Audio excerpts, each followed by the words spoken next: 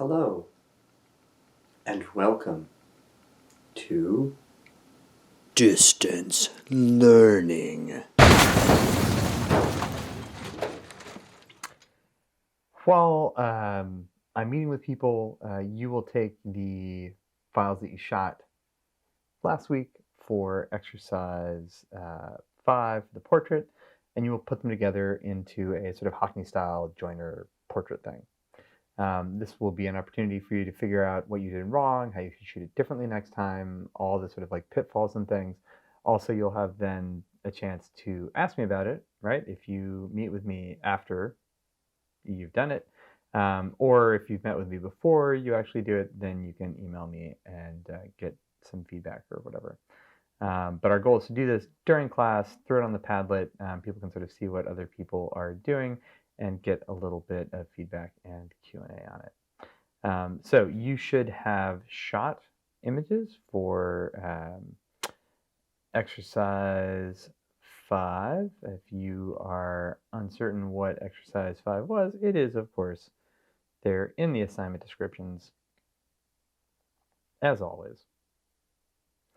So I've gone ahead and loaded some images into a Lightroom catalog. This is probably the easiest way to do it. It's the way that I go through the handout, assuming you've done it. You don't need to have an entire Lightroom catalog dedicated only to this. You could have this be just a collection within your Lightroom catalog, also fine. So here we have a bunch of pictures. They're great. The scale varies a little bit, right? That's kind of frustrating, and will make our assembly of the images a little bit harder. One of the things you could do in Lightroom is that you could go in there and go to Develop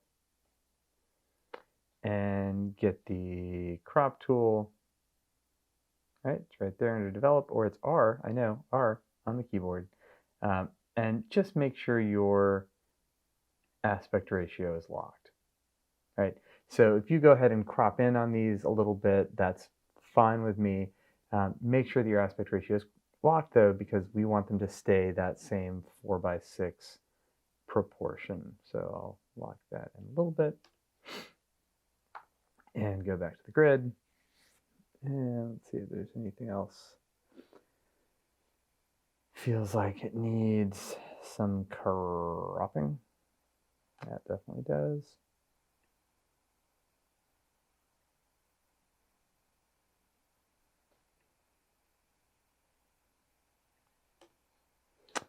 Okay.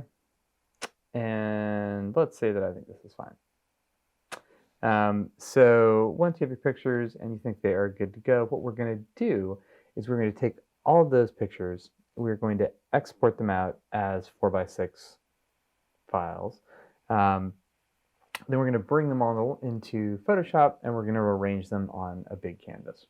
So first step, take all your files and export them. You can do this as a collection. If you have this, as I do for some reason, as its own catalog, you can do that. Easiest way to do it as a collection. So if I have these in a collection, and in fact I do, in here it's in a collection called Hannah Face Close-Ups. I can go to that collection, click on it, right? I'm here in the library menu, select all, Command A, and now I can go down to export. So when I am exporting them, I want to make sure that I'm doing it in a way that is similar to what I would get with my machine prints. So I'm going to make them a JPEG because it doesn't really matter. Color space sRGB, that's fine too. Quality 85, yeah, sure, okay. Now, important things to notice, where am I putting them? That's important. I'm going to put them on the desktop. I'm going to put them in a subfolder called Brad's Hockney Portrait example. There. I'm not going to rename them. Quality 85. Here we go. Important thing, resize to fit, right? Remember, we want these to be 4:6. So I'm not going to say width and height, because what if some of them are this way and some of them are that way? Then if I say the width should always be this, and I have a horizontal picture and it makes the width 6 inches, and then I have a vertical picture and it makes the width 6 inches, all of a sudden that vertical picture is really big. So we're just going to go dimensions, 4 by 6 inches. That's important. We don't want 4 by 6 pixels. We don't want 4 by 6 centimeters. That's the metric system. Who uses that? Communists. So 4 by 6 inches, just kidding. And resolution, I'm going to say 180. Again, doesn't have to be super high. 180 would be fine to print with, but we're just going to make it kind of small so that when we're working with a bajillion files in Photoshop, our computer doesn't explode. Include all metadata? Sure, why not? I don't really know. It doesn't really particularly matter. Okay, so I've got all those in there. I'm going to look at my handout here, make sure I'm not screwing anything up. Nope, I think that's fine. All right, I'm going to go ahead and hit export. Remember, I have everything selected. Now, it's going to do that. It's going to take a while. It's 42 files, right? You've got my little progress bar scrolling across the top there. Once we've got them all out, we can go ahead and close Lightroom and jump into Photoshop. So I'll just video editing this whole bit. Woo! Woo! Editing! Editing! Took a while. We are back now in Photoshop. We are going to go ahead and are we going to open each of those individual files one at a time and bring it into a Photoshop document? No, don't do that. That's a terrible idea. Instead, we are going to go up to the File menu, go down to Scripts, and we are going to say Load Files into Stack. Now I'm going to navigate to where those files were. I put them on the desktop. Sort by date modified, Brad's, Hockney, portrait, example. What a genius title that is. Okay, I'm going to select everything, right? So there's all those files I output. I'm going to hit open, and now we see in this list a whole bunch of files that it wants to put into an image stack. Now we do not want to automatically align them. Don't want that. We do not want to create a smart object. Don't want that either. We just want to load them all into one thing. So now, once again, there will be some wheel spinning while Photoshop works its magic. Okay. F on the keyboard, go full screen. Now we have some magic. If I go over and look at layers, jump in Jehoshaphat, look at all those layers. So each one of those layers is one of our files. Now I'm going to go and make our canvas bigger. I'm going to do that by going to Image, Canvas Size, or I could do Command Option C, I think it is. And now it's like, all right, well, how big am I going to put it? Well, I've got like 24 by 6 prints, right? So I need some space. I'm going to go ahead and make it 2 feet by 3 feet. So that is 24 inches by 36 inches. I don't want relative checked, right? Relative will make it 20 inches wider, 36 inches higher, right? I want to set in absolute terms the actual size, not how much bigger I'm making it. So uncheck relative, 24 by 36, right? Coming out from the center, that seems fine. And okay. Okay. So there we go. I'm going to give myself a little bit of room. Now I'm going to get the Move tool on the keyboard by hitting V. I'm going to set Auto Select Layer. And the nice thing about this is that now I can just simply start grabbing these pictures and moving them around. Now you'll see this like annoying snappy thing, right? I don't want that. So I'm going to go to View and I'm going to uncheck Snap, right? And now it should be moving around relatively smoothly. So now what I want to do is figure out where I want these pieces to go. Key facts. So if I hit Command square bracket, right? These are the same square brackets we use to control our brush size. Command square bracket will move my layer up. Command left-hand square bracket, I'm not sure which one you're seeing because you're mirrored in the thing that I'm looking at. So let's go ahead. If I go here to my layers menu, if I go to this layer, right, I hit one bracket. So this is 1625. You'll see 1625 jumps up or down.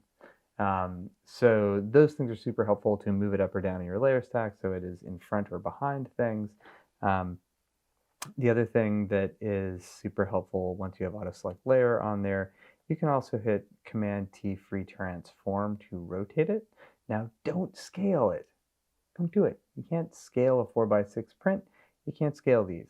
All you can do is move them around by rotating them, right? If I rotated it the way that I want, I can hit return to confirm. Otherwise, I can hit escape to cancel. So you can rotate them and you can move them. So let's go ahead and move these around until we have something that we like. You did the same with yours, and we'll come back in the magic of editing once we're finished. Okay, after all that, we now have some semblance of a portrait, and I've ended up with a bunch of pictures like around the periphery that I don't need. I can just go ahead and select all those, right? So I've got a select layer on there. I can make a new group called unused. Let's forget you have to. All right. And I come over here again. Shift click these guys.